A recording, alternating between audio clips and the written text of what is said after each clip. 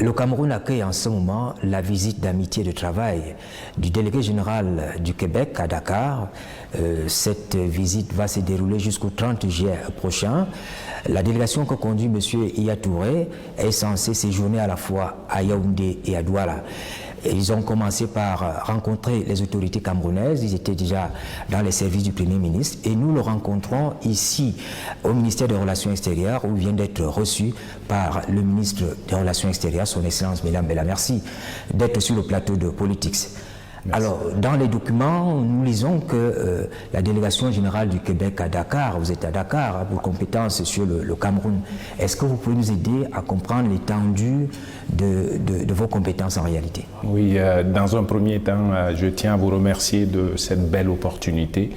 J'en profite aussi pour remercier les autorités camerounaises et le haut-commissaire d'avoir facilité cette visite.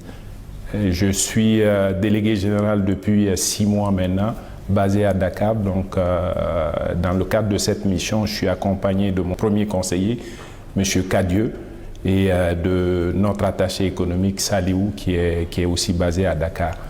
La décision d'ouvrir une délégation en Afrique et puis à Dakar a été prise lors du sommet de la francophonie en 2014, si ma mémoire est bonne.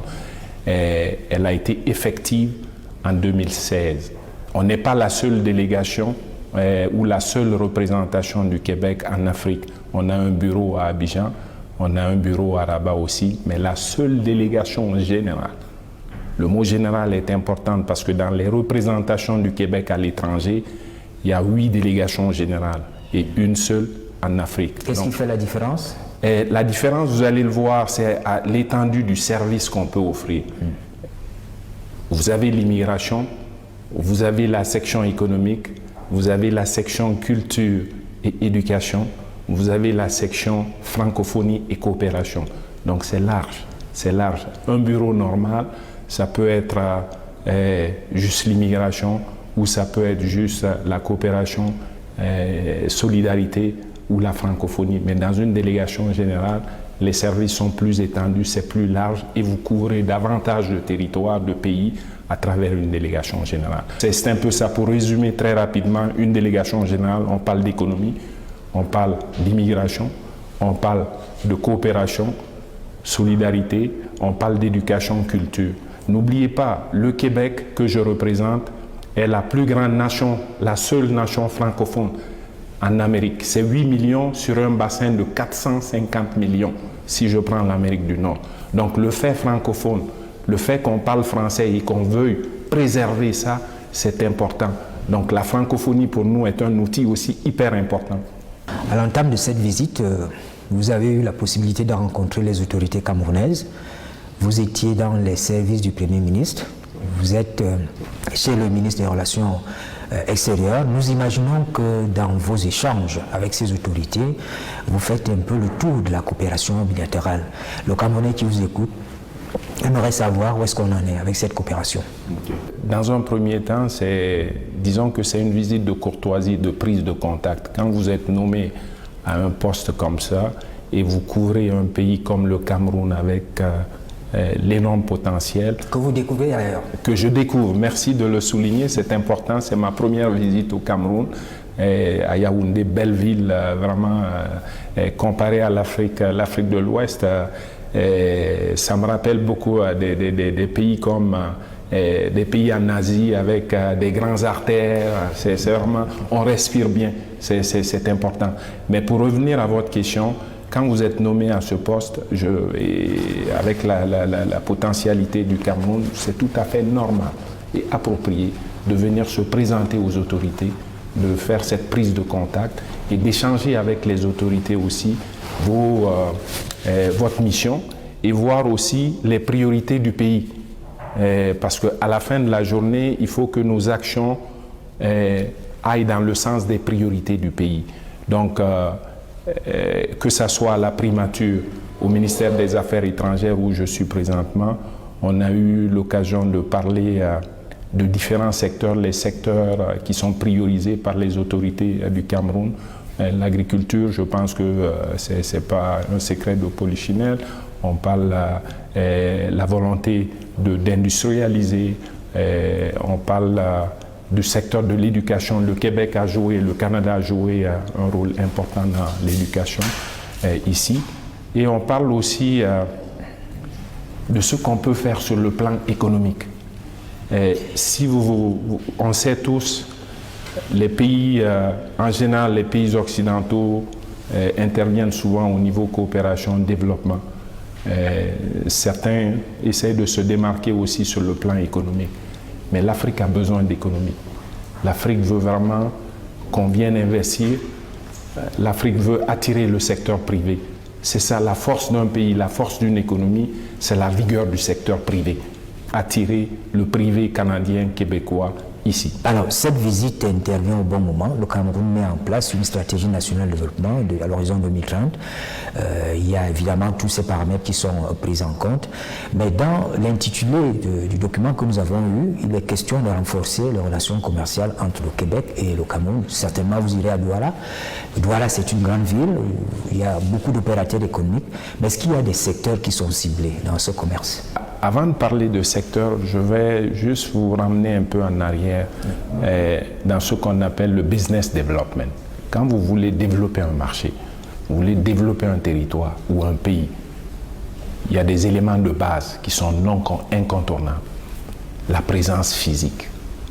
Il faut être présent, être avec le milieu d'affaires, voir les gens d'affaires, que ce soit femmes ou hommes, les secteurs, vous découvrez aussi les secteurs porteurs.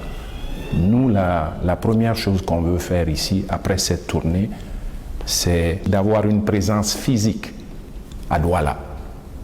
Et cette présence physique va être en meilleure posture de travailler avec les délégués commerciaux du Haut Commissariat. Donc on va avoir une force de frappe sur le terrain qui couvre quand même l'étendue du territoire.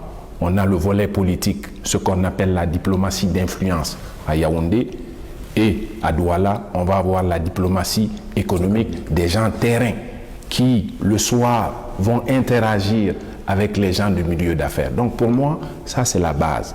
Les secteurs, tout est à faire quasiment. Les opportunités sont partout, mais il faut savoir les prioriser.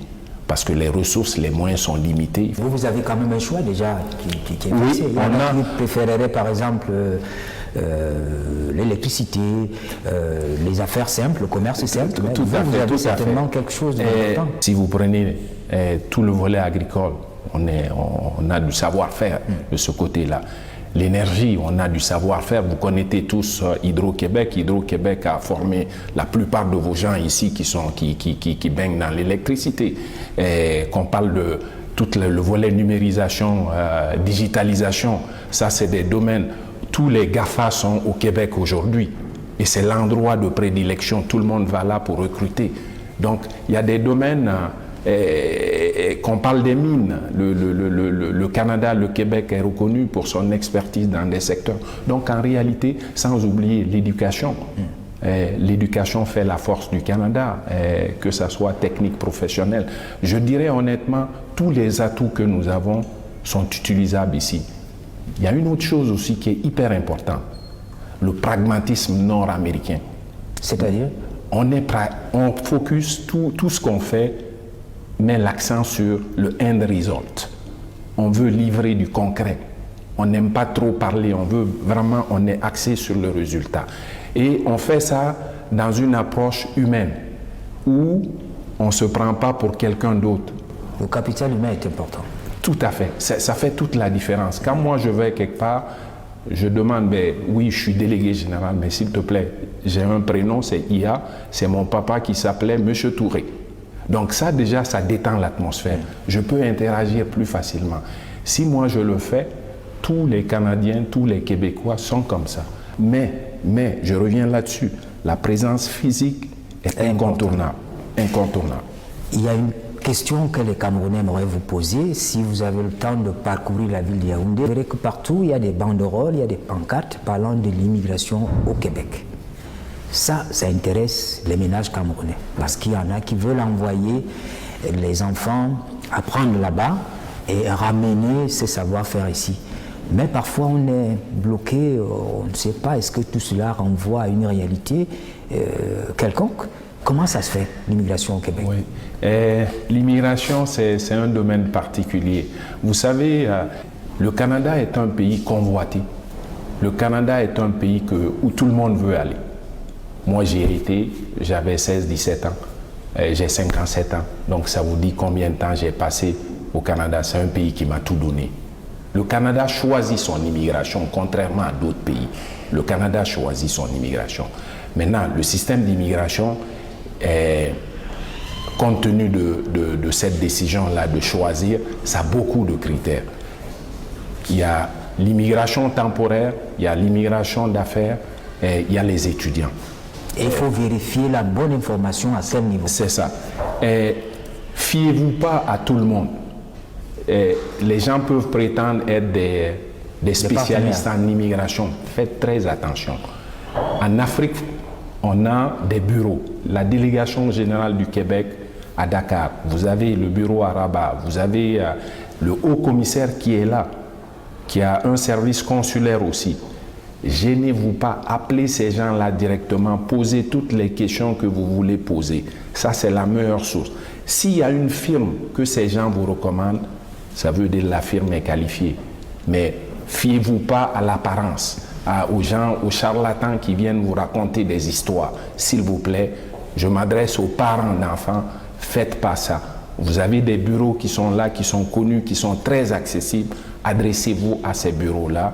Monsieur Yatouré, délégué général du Québec à Dakar, merci de nous avoir rendu visite. Merci de cette opportunité et puis merci au peuple camerounais. C'est un peuple chaleureux, un pays accueillant et j'espère qu'avec le haut commissaire présent à Yaoundé ici, on va faire de bonnes choses pour le Cameroun. Un genre de win-win, si je peux le dire comme ça. Merci beaucoup. Cette délégation du Québec, nous le disions au début, va donc séjourner au Cameroun jusqu'au 31 juillet. Elle a la possibilité de découvrir de fond en comble notre pays, de rencontrer les opérateurs économiques. Vous l'avez suivi. Pour eux, le contact humain est très important. Mesdames, Messieurs, merci de nous avoir suivis. Bonne suite des programmes sur la CRTV.